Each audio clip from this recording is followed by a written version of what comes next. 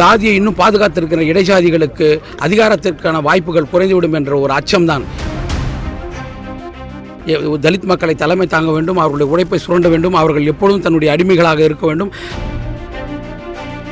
மிகப்பெரிய கருத்து விவாதங்களை நிகழ்த்துபவர்கள் எல்லோரையும் படுகொலை செய்வது என்பது ஆதிக்க சாதியினுடைய மிக குரூரமான ஒரு சிந்தனை. அரசு ஆதரவு பெற்றுட்டாக்கா தலித் மக்கள் இன்னொரு அரசாக மாறுவதற்கு ஒரு வாய்ப்பு இருக்குது. ஒரு குறிப்பிட்ட சமூகத்தினுடைய தலைவர் அப்படின்னு சுருக்கிறதுன்றது எப்பயுமே தலித் தலைவர்கள் மீது சுமத்துகின்ற ஒரு மிகப்பெரிய வன்முறையாக தான் நான் பார்க்குறேன். ஏன்னா சாதி ஒழிப்பு தான் தலித் சமூக தலைவர்களுடைய மிகப்பெரிய வலியுறுத்தலாக இருக்குது. சாதி ஒழிப்பு என்பது இந்தியாவினுடைய மிகப்பெரிய ஜனநாயகத்தினுடைய ஒரு மிகப்பெரிய அரசியல் உரையாடல். அப்போது ஒரு ஜாதி ஒழிப்பு என்பது ஒரு அரசியல் உரையாடலாக இருக்குது, அது ஒரு ஜனநாயகத்தினுடைய துவக்கமாக இருக்குது அப்படின்னாக்கா, அப்போது தலித் தலைவர்கள் தான் இந்தியாவினுடைய பெருந்தலைவர்கள். ஒரு தலித் தலைவரை படுகொலை செய்வது என்பது அந்த தலித் சமூகத்தை அரசியல் அகதிகளாக மாற்றுவதற்கு சமம். ஆனால் ஒரு தலைவரை நீங்கள் படுகொலை செய்யலாம், ஆனால் தலைமுறையை படுகொலை செய்ய முடியாது. தலைமுறை திரும்பவும் தலைவர்களை உருவாக்கும், படுகொலை செய்பவர்களுக்கு அரசியல் ரீதியாக ஒரு பாடத்தை கற்பிக்கும். அந்த விதத்தில் ஆம்ஸ்ட்ராங் எங்களுடைய மிகப்பெரிய விதை.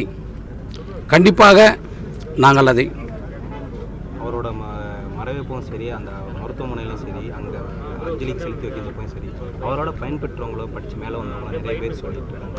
அந்த இதை இனிமேல் எப்படி இது பண்ணிக்கணும், அவர் இடத்தை யாருக்கு போக போகிறாங்க. வரலாறு முழுக்க தலித்துகளுக்கான கல்விகளை தலித் தலைவர்கள் தான் இட்டு நிரப்பியிருக்கிறார்கள்.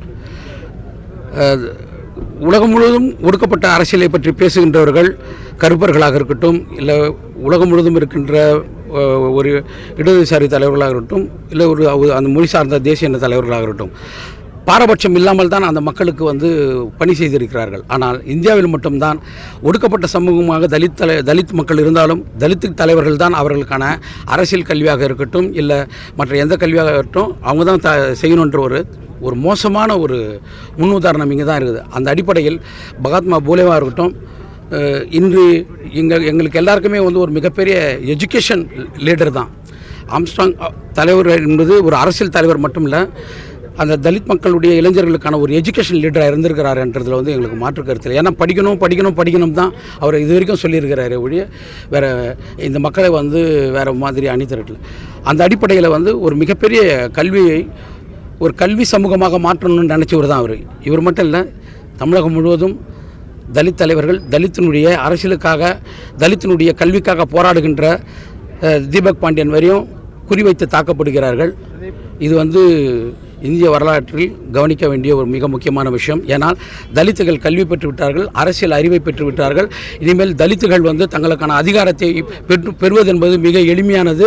தலித்துகள் அதிகாரம் பெற்றுவிட்டால், தலைமை பொறுப்புகளுக்கு வந்துவிட்டால், இங்கே சாதியத்தை பற்றி பேசுகின்ற, சாதியத்தை நிறுவுகின்ற, பார்ப்பனியத்தினுடைய ஏஜென்ட்டுகளாக வேலை செய்கின்ற, ஜாதியை இன்னும் பாதுகாத்திருக்கிற இடைஜாதிகளுக்கு அதிகாரத்திற்கான வாய்ப்புகள் குறைந்துவிடும் என்ற ஒரு அச்சம்தான். எப்பொழுதுமே ஆதிக்க சாதிகள் தலித் மக்களை தலைமை தாங்க வேண்டும், அவர்களுடைய உழைப்பை சுரண்ட வேண்டும், அவர்கள் எப்பொழுதும் தன்னுடைய அடிமைகளாக இருக்க வேண்டும். நம்மை எதிர்த்து பேசுபவர்கள், அரசியல் ரீதியான உரையாடல்களை நிகழ்த்துபவர்கள், மிகப்பெரிய கருத்து விவாதங்களை நிகழ்த்துபவர்கள் எல்லோரையும் படுகொலை செய்வது என்பது ஆதிக்க சாதியினுடைய மிக குரூரமான ஒரு சிந்தனை. அதை தலைவர் ஆம்ஸ்ட்ராங் அவர்களுக்கும் நடந்திருக்கிறது. கவனத்தில் கொண்டிருக்கிறோம். தலைமுறை பதில் சொல்லும். பண்பாட்டு தளத்தில் அவரோட பங்கு, அரசியலை தாண்டி பண்பாட்டு தளத்தில் ஆம்ஸ்ட்ராங் அவர்களோட பங்கு. பௌத்தம் தான் இந்த உலகத்தினுடைய மிகப்பெரிய ஜனநாயக பண்பு. இந்த ஜனநாயக பண்பை உலகம் முழுவதும் சொன்னவர் கௌதம புத்தர். அந்த புத்தருடைய மிகப்பெரிய சிந்தனையை புரட்சியாளர் அம்பேத்கர் அவர்கள் தலித் மக்களுக்கு மிகப்பெரிய அரசியல் அறிவாக மட்டும் அல்லாமல் ஒரு சமூக நீதி அறிவாகவும் கொடுத்தவர்.